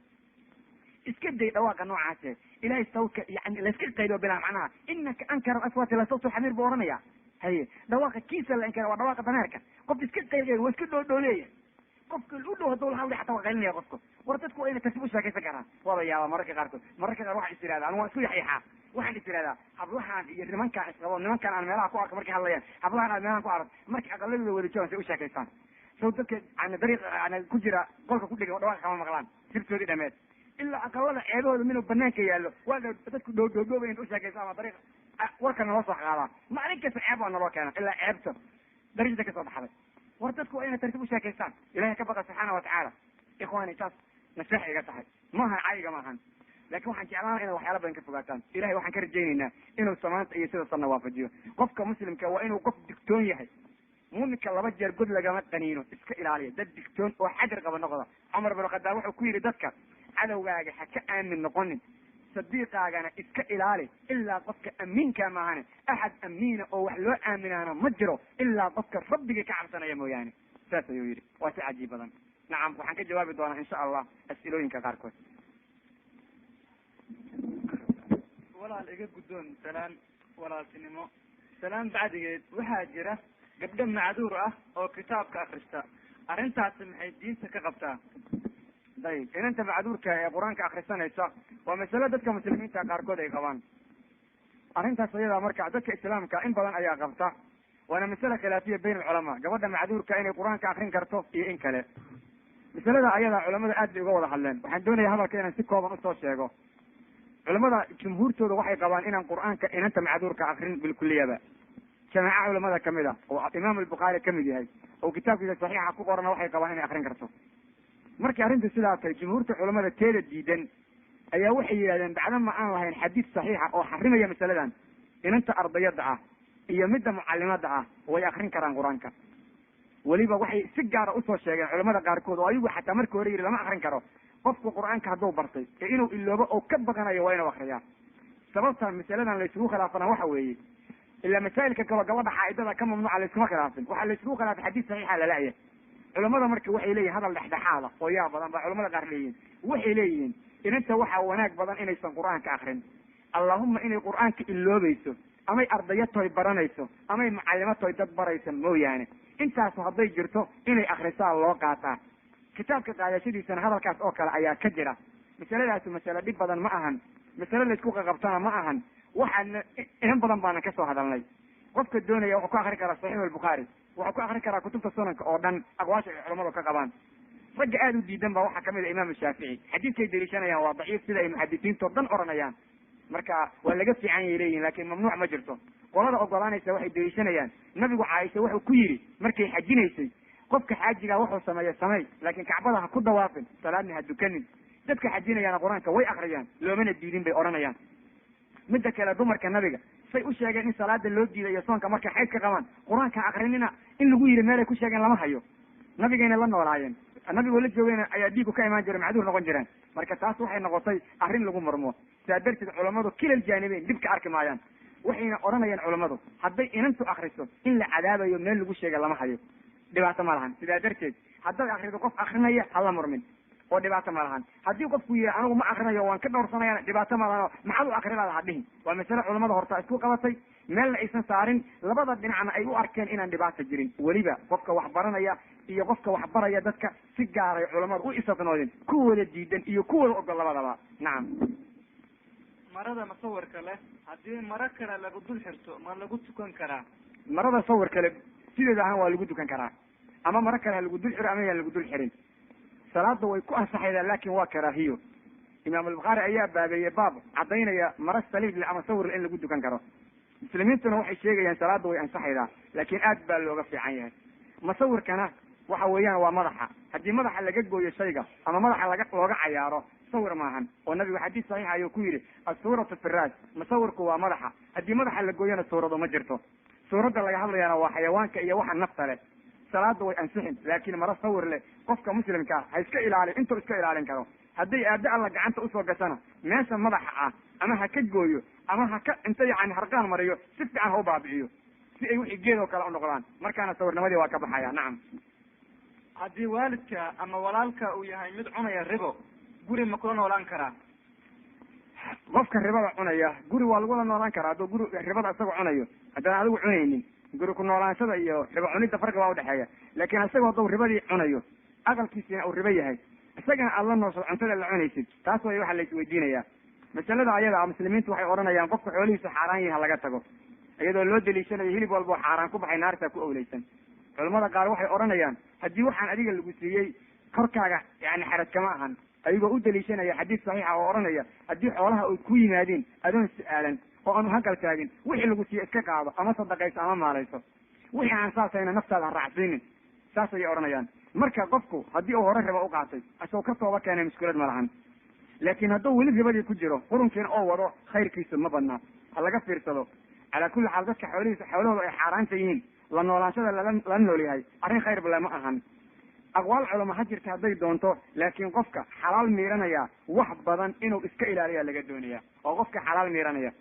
wixii uu ka shakiyo dhanna uu ka tago waxaana waaba iska cad yihiin marka aad bay u wanaagsan tahay qofka muslimkaa inuu iska ilaaliyo waxa uu cunayo kana fiirsado nacam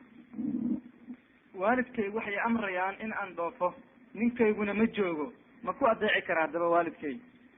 safar xaaraana inantu waalidka inay ku adeecdaa waa mamnuuc mana ku adeeci karto nin iyo waalid midnaba laguma adeeci karo safar xaaraan ah qof lagu adeeci karaa ma jiro maxaa yeelay rasuulka sala alla alay slam waxaa ka sugan axaadiis aad u fara badan oo tamaneeye kor u dhaaftay oo odhanaysa gabadha alla iyo maalinta aakhira rumayday yay safrin hameen iyo maalin meel loo socdo 3 waqti meel loo socdo hal maalin meel loo socdo maalin gelinkeed meel loo socdo ayadoon maxram la socon aad baa looga digay si uu yeelo qofku hadduu waayo waa dariiq laakiin ma jirto si kale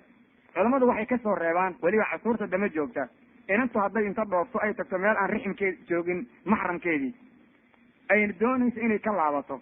maxramkeediina uusan u imaan karin ama si uu ugu yimaado aysan suuragal ahayn oo dhibaatada noocaasoo dhacdo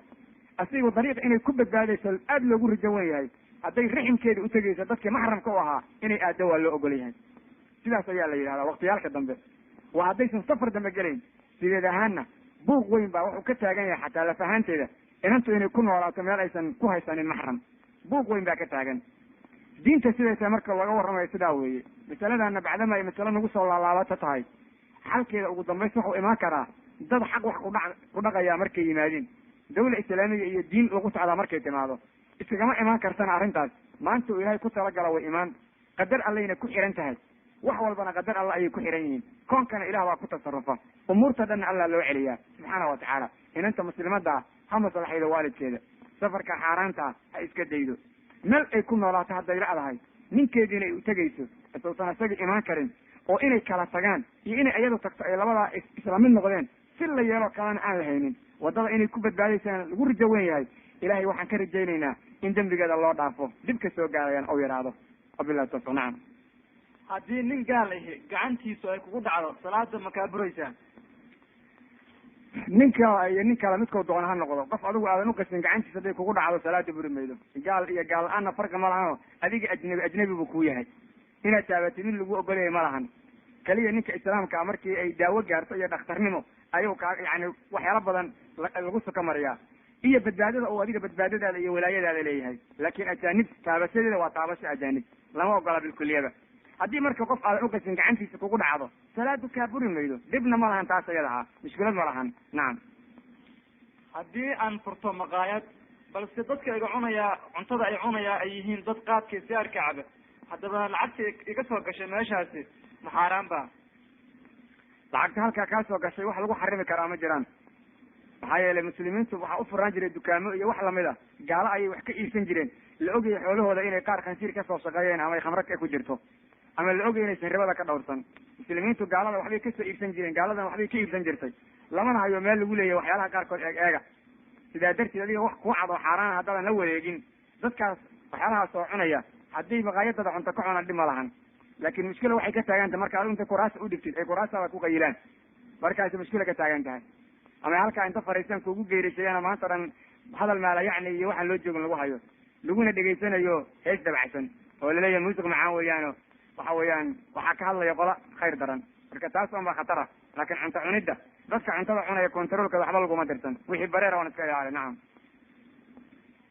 salaadaha sunooyinka ah haddii salaadi anoo tukanaya la aqimo salaada faralka ah salaadaasi ma ka baxaya? salaadaha sunada ah yani kabixitaanka laga baxayo markii salaadii waajibkaad la aqimo in laga baxo waxaa cadaynaya xadiid oo waa in laga baxaa muslimiintuna khilaaf ayay ka qabaan waxaad moodaa inay dadku masalada ku celceliyaan waxaadna moodaa inay si uga qancila a yihiin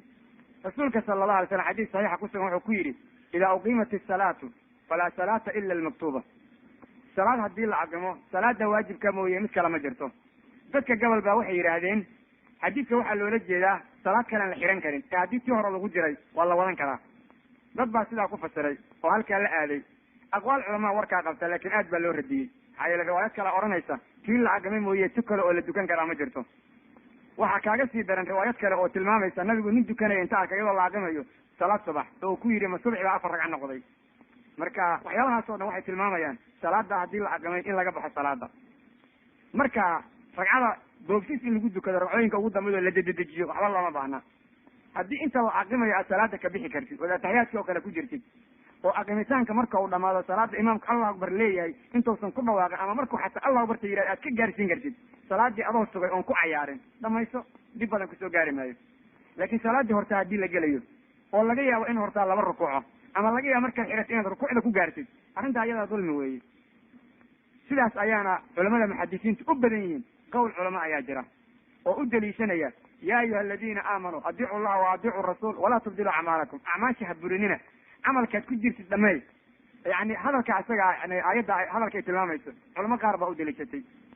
laakiin aad iyo aad ba waxaa loo yidhi taasi waa caam camalkiina shirki iyo baatil ha ku burinina loola jeedaa laakiin tan amar gaarha yaalla oo nabigii bixiyey saasaa loogu jawaabay marka masaladaas oo noocaa weeye qofkii ka baxa naska ayuu si fiican u dabaqay qofka aan ka bixin dhib badan in loo geysta maahan maxaa yeele culamo waaweyn oo islaama ayaa ku tagtay waxayna deliishadeen xadiidka way ta'wiiliyeen awiilitaan bay la yimideen waxayna ku ta'wiiliyeen salaad kale ha bilaabin baa laga wadaa ee tii hore dhamaystigeeda laguma diidayo qowl kale ayaa jiro odhanaya waxaa laga wadaa hadday jameecada ku dhaafayso ee haddaad jameecada ka gaari kartid oo walow ragcada ugu dambayda allah ka dhigay iska wado warkaasuna wuu jiraa laakiin aqwaashaas oo dhan waxaan khayr bidayaa oo aan anigu u arkaya inay khayrka u dhowya wallahu aclam sida nasku muujinayo culimaduna ay u badatay muxadidiinta in lagu dhaqmo nacam gabadha islaamka ah miyay jeedin kartaa muxaadaro iyada ujeedinaysa wiilal inanta muslimada inay muxaadaro jeediyo ama diinta ka waranto wax diidayaa ma jiraan maxaa yeele caaisho diintaa laga baran jiray dumarka saxaabiyaadka waxyaalo badan baa la weydii jiray ka jawaabi jireen ama guryahooda inta loogu tago wax laga baran jiray inanta muslimada waxaa la rabaa inay xuduuddii sharciga ku socoto culamada qaar waxay ku xadideen min waraa'i alxijaab gabal waxay ku xadideen wejiga inuu qarsoon yahay si aan fidna meesha uga imaanin marka inay rag la hadasho diinta ka hadasho anigu dhib aan ka arkaya ma jiro masalada waxaan ku diidana ma hayo ogolaanshadeedana waxaan u saarinayaa saxaabiyaadkii iyo taabiciyaadkii diin baa la weydiisan jiray rag baana utegi jiray axaadiis baa laga maqli jiray weliba mararka qaarkood waxbay naqdi jireen laakiin arrin baa jirta laga yaabo inay iyadana su-aalahaan meesha ugu jirto ah inay gabadhu nimanka la muranto inay inantu nimanka la muranto looma baahna laakiin masalada way ku oran kartaa sidaa ma ahan caaisha waxbay naqdi jirtay hebel cilmiga diinta dadan aqoon waa laga aamusaa way dhihi jirtay laakiin qajajac ma ahayn arrintu mararka qaarkood noota cabdullahi bin cumar iyo radinaysa ohanaysa allah u naxariista cabdullahi masalada waa ku gafay cabdullah bin camar kadalika cumar bin khadaab kadalika markii masale la kala saari waayeen abi muusa alashcari waatau dhihi jiray qofkii kala saartay anaa utagaya isuga inta utago soo weydiin jiray waata utagay maalin isagoo masale halisa weydiinaya oo laga xishoodo masaladaas oo ah ninkay haweentiisa hadday jamac isugu tagaan oo biyo ka imaan waayaan labadoodiiba qobays ma ku waajibayaa waxbaan ku weydiin lahay bu yihi waana kaa xishoonayaa hooyada oo kale ayaan ahaye waxaad hooyadaa weydiin lahayd weydii bay ku tiri waxyaalo badanna waad waraysan kartaa arrintaas ayaa jirta buu ku yidhi sidaas way dhicin jirtay qubays ayaana ku waajibay u sheegtay weliba rasuulka saas oo kale waatu cadeeyo yidhi aniga caaishana waan yeelnaa diina nagama yimaadin waana mayranaa sala allahu alay wasalam waa masaa'il diin ah marka inantu ragga way la hadli kartaa laakiin hadalka waxaa la rabaa inuu xuduuddiisa lahaado waxaana aad u khayr badan inantu inay kala hadasho ragga ayadoo ka baxsoon ama jidhkooda jalaabiibta loogu talagalay wadato maxramkeedii meesha markaa joogo cala aqal ama ay muwara alxijaab fadhido hablo kale ayada la socdaan cala aqal ama aqalkeeda iyadoo joogta masaa'il caddaydo noocaas oo kale diinta dacwada way ka qayb qaadan kartaa calaa xuduud wax walbaba waa calaa xuduud inay rabti caddaysina iska noqoto maaha marka hala dadaalo allana ha laga boqo habluhuna hadday doonayaan inay inamala hadlaan ama wax u jeediyaan ayagoo si nidaam leh oo diiniya u socda oo hadda anigu waxaan kala hadlaya min waraa xijaab inkastoo mararka gabal hablaha isii hortaago oo anigu jecla inaan saas oo kala sameeyo laakiin iyadu bal min waraa xijaab ha kala hadasho hadday marka aad usoo jeedinayso diin ha usoo jeediso waxyaalo ay xal loogu baahday mushkila badan ma jirto nacam qof ayaad xadiis u sheegaysaa wuxuuna odhanayaa maxaa ka macnaaha waxaas waa sunne islaamku muxuu ka qabaa arrintaas ayada waa arrin aada u khatiira qofka sidaa odhanaya sideeda ahaan waa inaad qaacido aada gashataan maskaxdiina amar walba oo allah bixiyey ama amar walba oo rasuulku bixiyey waa waajib calaa daahiri wujuub weeye haddii aan la helin nas kale oo caddaynaya inuusan waajib ahayn sidaa la socda marka amar ou nabigu bixiyo qofka haddaad u sheegto oo nabigu amray xadiidkuna uu saxiix noqdo walaal yani aan raadino bal inuu wujuub yahay inuu ku yihahda maahane maxaa ka macnaa ma oran karo dulmi weyna wey arrinta ayadaa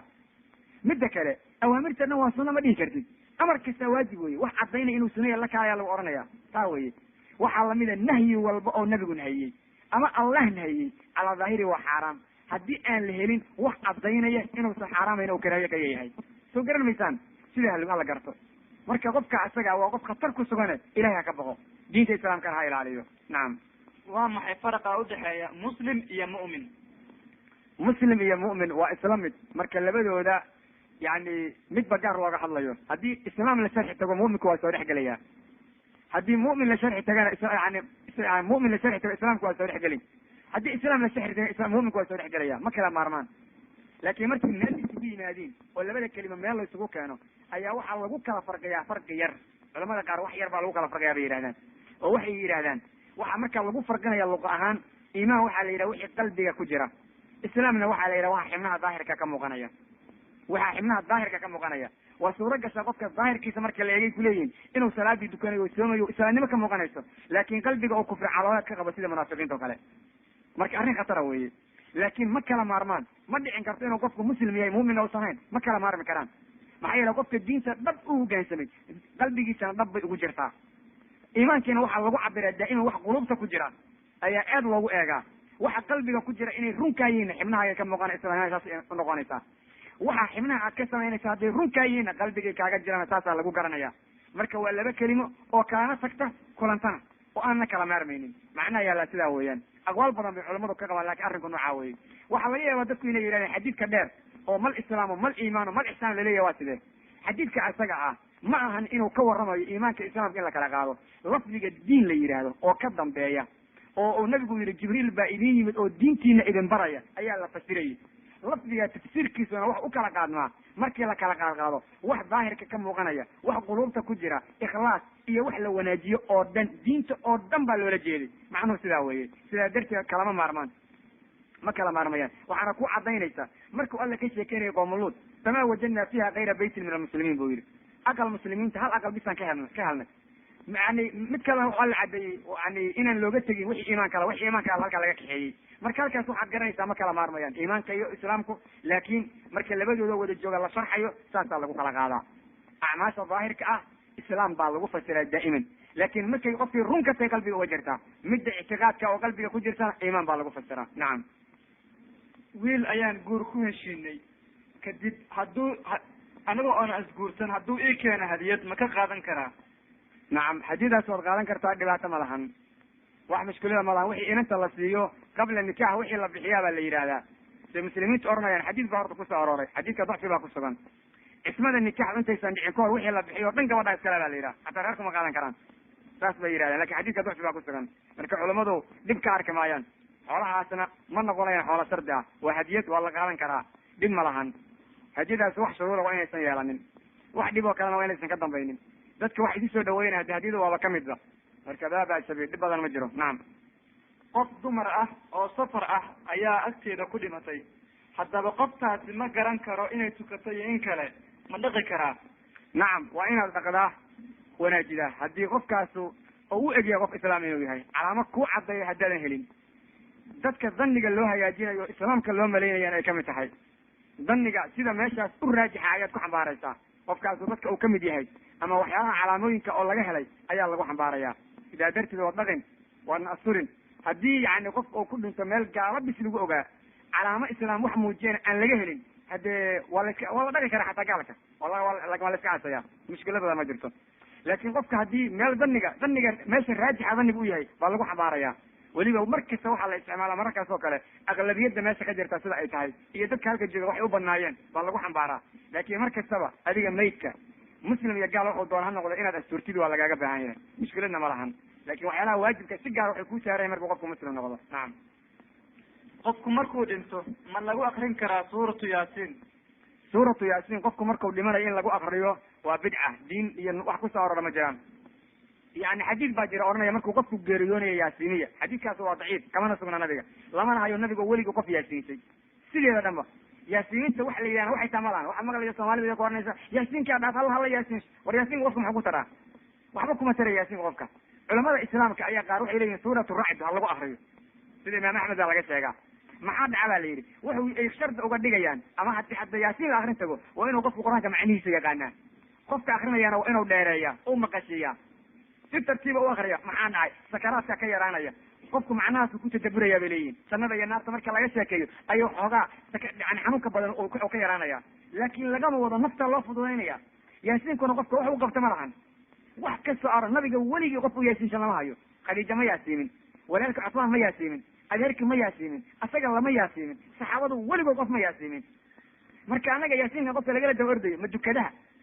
yani ma soomaha diin laawada mid kasta halo yaasiin culamo yaasiin mid alla xagga yaasiin laga doona qof baa markaasu inta ka siinaya ya kaas yaasiin lama yiraya wuxuu ku tiraya على الأقل هذا رعنا أقواش علماء قارون نسبة الإمام أحمد وحيكون صورة جنة إلى نار كشة كينيسة أو قف كمرك الوضوء آخر يلا مغسيه معناه هذا أو قرنيه سكرات وغير على القرآن وقوم عنده الوضوء آخره ساس أورنا يا علماء وأمرك أقواش قدرينه وحكى له ديننا مجرى نعم منك الصلاة ما كحرن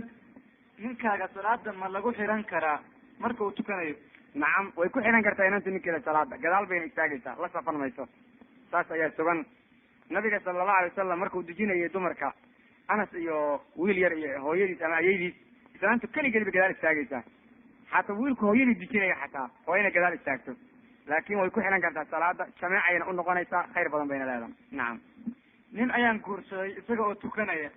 kabacdina salaadii waa uu ka tegay haddaba maxaan ka sameeya arrintaas adna isaga tag ilaa uu salaada ulaabanayo waa isku dhamaata arrintii waxa idinka dhexeeyaa ma jiraan ilaa uu salaada ulaabanayo intaad ciddada tirsanayso hadduu salaada usoo laabto waa ninkaagi hadduu salaada usoo laaban waayana ciddadu hadday kuu dhamaato qofka rabtaad guursan kartaa wax idinka dhexeeyana ma jiraan furitaan iyo waxba looma baahna waa isku dhamaanaysa arrinta qofka hadduu salaada ka taga bis weeyaan laakin inta inanta ciddo tirsanayso hadduu kasoo laabto nikaaxu sidiisa hore u jiraa nacam ma runba qofka islaamka ihi beled kufaar musxafka qur'aanka ah ma geyn karo degaana kama yeelan karo nacam axaadiis saxiixa ayaa kusoo aroortay rasuulka sala allahu alayh wasalam waxaa laga hayaa inuu sheegay kitaabka qur-aanka yani loola safrin cadowga waxaa laga baqanaya gacanta cadowga inuu galo waxay arrintaasu jirtay maantii muslimiinta oo musxafku gacanta ugu jiray maanta cadowga ayuu gacanta ugu jiraa waxaa soo daabaca jarmalka galbeedka waxaa soo daabaca gaalada oo dhan kutubta islaamka oo dhanna waxay taallaa makaatibta ku kala taala talaabib jarmalka galbeedka baris iyo amaakin kale oo kamid yahay jarmalka bariga marka wax gacan ugu jira dadka ma lahan waxaa laga sheekeynayay cadowga yousan gacanta ku dhigin qur-aanka saasay xaaladdu ahayd marka qadiyadaas waa nooca qofka muslimka ah inuu gaalada la dego looma baahno adilo saxiixa ayaa kusoo aroortay kulligeed oo saxiix uljaamic iyo keyrka ku sugan oo ay soo saareen sunanka qaarkood gabalna saxiixa ku qoran qofka muslimka inuu gaalada la dego looma baahna meel islaam jooga hadduu jira waa inuu uhaajiraa waana inay muslimiintu meel isugu tagaan inkastoo muslimiintu ku cilayaan waa meesha aadan shicaarkayga diiniga saad rabto ugu muuji karin oodan alla ku caabudi karin markaasna waxaa la doonaya inaad heli kartid haddana meel islaam uu ka jiro alla lagu caabudo hijradu waxay kamid tahay waxyaalaha inanta loo fasaxay inay safarka gasho ayadoo maxram weyday hadday diinteeda la cararayso meel ay ku badbaadayso nafteeda iyo diinteeda islaamnimadeeda oo diin islaam ka jirtaan ay jirto saa darteed yani waxyaalo badan oo maanta jira halis bay ku sugan yihiin dadka weli ilmahooda sii geynaya barwaaqa sooranka wadamada ay isku yidhaahdeen dadku meel ay barwaaqa ku sooreen ma garanaye meelaha ijraamka iyo mujrimadu ka jirto oo canugu oo telefon naynayna u qoran yahay oo islaanta telefon 4 ka bilaabanaya 4 u qoran yahay oo aan la xukumi karin qofna oon ilahay ka cabsa lagu dhihi karin khatar baa ka sugan amaakintaas oo kale in alla lagu caabudo oo lagu sugnaado o yidhaha qofku waan joogaya hadda adigu aada alla caabudi kartid bal ilmaha dali doonta xaggey aadi doonaa waa khatar gaalada yaan laga dhiganin saxaba yaan lala noolaanin oo aan laga dhiganin dad laga dhigto dad lala noolaado noloshana waxaa laga hadlayaa in ayagu kusaydareeyaan waxaa lagaa doonaya inaad ka fogaatid muslimiintu meel gaala joogto hadday alla ku caabudayaan ilaa ay ka helayaan meel ayagu iska leeyihin waa joogi karaan maxaa yeele asxaabu rasuulilah xabashay uhaajireen waxuuna rasuulku yidhi waa meel alle lagu caabudi karo waa meel aan laydinku dulminayn gaal baana haystay ilahay si kala ka dhigayo waxayna ka tageen maalintii madiina ay magaalo noqotay oo islaamka halkaa isugu tegey marka meesha alle ku caabudi karta nacam maxaa yeele dhulka ilahi waa waasic lakin haddada meesha alle ku caabudi karin oon shacaarkaaga lagu ogoleyn oon salaadaada lagu ogoleyn oon cibaadadaada lagu ogoleyn oodan dadka waani karin oodan daacada muuji karin hadda meeshaas meel aad ku sugnaan karta maahan nusuus badan baana mawduuca aada uga waramaysa nacam faahfaahin guud naga sii hilibka geela sida uu weysada u jebiyo dayib hilibka geela weysada sida u jebiyo si aan anagu dareemi karna maahan rasuulka sala allahu alayh wasalam ayaa loo yimid sida xadiid ku sugan muslim iyo keyrka uu caddaynayo waxaa lagu yidhi rasuulka sala allahu alayh wasalam haddii aan cunno luxuumu lghanam hilibka ariga haddaan cunno an natawada-u min luxuumi lghanam ariga hilibkiisa ma ka weyse qaadanaa nabigu wuxuu yidhi inshiid haddaad doontid marna wuxuu yidhi maya waxaa lagu yidhi rasuulka an natawada-u min luxuumi ibil geela hilibkiisa ma ka weyse qaadanaa nabigu wuxuu yidhi nacam sala allahu alay wasalam amar buu nabigu ku bixiyey amarkaasi wujuubnimo ayuu keenay xikmadda ka dambayda alla ayaa yaqaan bis hilibka geeli waa hilib wanaagsan waana hilib aan xumaan kale lagu ogeyn rasuulkiina dadka wax u diray ka weyse qaata sida ayaday arrintu tahay waxaa jiri jira waktigii hore wax kasta oo dab la saaray ayaa laga weyse qaadan jiray sida axaadiis saxiixa kusugan cadaynayso jaabir bin cabdillah wuxuu leeyahay rasuulku waa ka tegey wixii la keriyey in laga weyse qaato waa la joojiyey hilibka geela bis baa laga soo reebay hilibka geela waa laga weyse qaadanaya haddii oo aad cuntid yani wax yar oo kamid a waxaa laga yaabaa in marka qaar la yidhahdo maraqa iyo hilibka ma kala laba maraq iyo hilib anigu meel aan kala geeya ma garanayo iyo meel aan u kala qaado midnaba sidaa darteed hilib geel qofka isticmaala ha weyse qaato maxaa loo weyse qaadanayaa taas annaga nooma taalo rasuulkii alla amarkaa bixiyey adiladuna saas ayay cadaynaysa axaadiis saxiixa ayaana kusoo aroorta waajib ka dhigaysa qisada ay soomaalidu taqaano ah hilib geelay maalin saxaabada cuneeno nin baa riix iyo wax ka yimid andhuuso iyo waxaa marka waa loo ceeb qarinayo dadkaa la yidhi kulli soo weyse qaata sheekadaasu been iyo barabagaan iyo waxa weeyaan waxay ariga ku raaci jireen dadku saa wax kama jiraan sidaa darteed rasuulka ari iyo geel baa meel lagu wada weydiiyey geela ha laga weyse qaato u yidhi arigana yaan laga weyse qaadani maxaad ula jeedaa iyo maxaad ka wada lama dhihina waayi ha la yidhi waana isku dhamaad arrintiis nacam salaadaha sunnada ah jameeca ahaan ma loo xiran karaa sunno iyo fadalse ma laisku xiran karaa salaadaha sunnada ah in laisku jameecaysto waa la ogolyahay haddaan daa'im laga dhigan haddaan la daa'imin weeyaan wax daa'ima haddaysan ahayn waa la ogolyahay in laisku jameecaysto awqaadaha qaarkood laakin daa'im ahaan looma baahno weliba salaad in laisku jamacaysto nabiga ay aad uga sugantaa jirta waa salaada ramadaanka la dukado ee taraawiixda loo yaqaano marka mushkilad malaha salaada leilka in laisku jamacaysto way dhacday nabiga way ka dhacday sala allahu alay wasalam salaad sunna oo barqadii la dukado in la weyse qaatana way dhacda ayadana way dhacday oo nabigu xadiis saxiixa kusugan muslim ayaa cadaynaya nin gurigiis inuu inta tegey oo nabigu 2 ragca barqadii ku dujiyey dad kale ya isagaba laakin wax daa'im laga dhiga maahan salaad sunna qof dukanaya waajib waa lagu xiran karaa mushkilad ma lahan waxaana loo deliishadaa jaabir bin cabdillah ninka la yidhaha rasuulka ayuu la soo dukan jiray sala alla alay slam salaada cishaha markaas ka gadaal reerka ayuu inta soo aado cishaha dukan jiray isaga cishuu sunna u yahay markaa dadkana wuu dujinayay marka qof sunna dukanaya qof waajib dukanaya waa ku xiran karaa hadday salaaduhu isku nuuc yihiin kaliya culamada qaar waxay yidhahdeen salaada janaasada salaad waajiba laguma xiran karo maxaa yeelay salaada janaasada rukuuc iyo sujuud midna ma lahan midda kale waxay yidhahdeen culamada oo kale salaada la yidhaha salaat alkusuuf warxmadoobaadka iyo bilmadoobaadka oo ragcadiiba 2 jeer la rukuucayana salaadaha kale laguma xiran karo maxaa yeelay isku kaysiya ma ahan noocaas weeyaan laakin waxaan intaa ahayn waa la isku xiran karaya salaadaha sunanka ah nin dukanaya qof dukanaya waad ku xiran karta adoo waajib dukanaya jameecadiina way ku noqonaysaa marka waxaan idinka rajaynayaa inaad dad khayr badan oo rabbigood ka baqda noqotaan waxaa halkaasna aad moodaa waktigu inuu gaban naga noqday marka haddii rabbi qadaro waxaan rajaynayaa su-aalaha hadday jiraan su-aalaha dhiman oo dib laga keenay waan ka jawaabi doonaa wakti dambe sidaa darteed maqribka bacdama uu dhow yahay qofkii meel aadayay iyo qofki isu diyaarin lahayba laakin waxaan nafteeda iyo tiinaba u dardaarmaya oon ku celinayaa alla aan ka cabsano dad walaala aan noqono diinta alla aan ku dhaqanno dulliga iyo dhibka waxaan uga bixi karnaa xaqa inaan ku soconno xumaanta inaan ka tagno dadkii nabiga oo ka sheekeeyo ahaa dad aana aniga arkin oo inay arkaan jecel oo diinta ku dhaqmi doonaa jira dadka kuwa ugu wanaaga badan bayna noqonayaan dadka noocaasa si aan u noqono aanu dadaalno maxaa yeelay rasuulka lama aanan joogin sala allahu alay wasalam qoladii la joogta nasiib badan bay lahaayeen nasiib bayba leeyihin maxay nabiga u rumay waayeen waxyigii baa soo deganayeen wax walbay ujeedaane innaga waa na soo gaaray ilaah baa nagu arsuqay oo dadka yani locda caabuda iyo dadka dhagxaanta caabuda iyo dadka aan diinlaawayaalka ilaah baa naga soocay waa bifadli illah wa biraxmat illah alla aan uga shukrino islaamnimada alxamdu lilahi aladi hadana lihada wama kuna linahtadiya lawla an hadana allah diintaa qiimaha badan alla na siiyey haddaan ku dhaqmi weynoon garan marno waa dulli iyo oqoon darra iyo qiimo darray noo tahay marka walaalayaal raallina ahaada haddaan wakti idinka qaadno wax badan aan meesha idin fariisinay waxyaala aadna doonayna laydinku yidhi laakin waxaan idin rajaynayaa dad fiican inaad noqotaan aqaladii inaad wanaajiyaan ilmaha ilahay idin siiya qaybta ilmaha ha tarabiyeedo ilmaha u duceeya ilmaha garaaca farxa badan ka yareeya eraga iyo qaylada iska deeya gaajada iyo dhibka cudurka iyo mashaakilka u dulqaata adduunku waa daar la maraya daar lagu raaxaysta ma ahane aakhira u shaqaysta oo markaad sabartaan ilah baa idin gargaaraya ee wanaagaad ku dadaala saas ayaan alla ka rajaynayna inuu dad khayr badan naga dhigo dadka aad wax ka baranaysaanna ka faa'iidaysta oo ku dadaala hablaha muslimaadka ah xijaabkiina wanaajiya sawdkiina gaabiya indhihiina laaba inanta muslimada ay jirkaaga qari si fiican u qari rabbigaa ka baq maryaha dhalaalka badan oo quruxda ka badatay oo dadka indhaha kasoo jiidanaya iska dhiga oo rabbigan ka cabsada oo gobol baad la yaabaysaa markay dharka wataan oo ay aad u cajiib badan midda kale xaragadii iyo fashonki hadda idinka batay walaalayaal markaan runta isu sheegno shashada bartankeed baad geysateen hadda markaa rabaad inta xirateen jag laga siina laafiya mashaakil maasha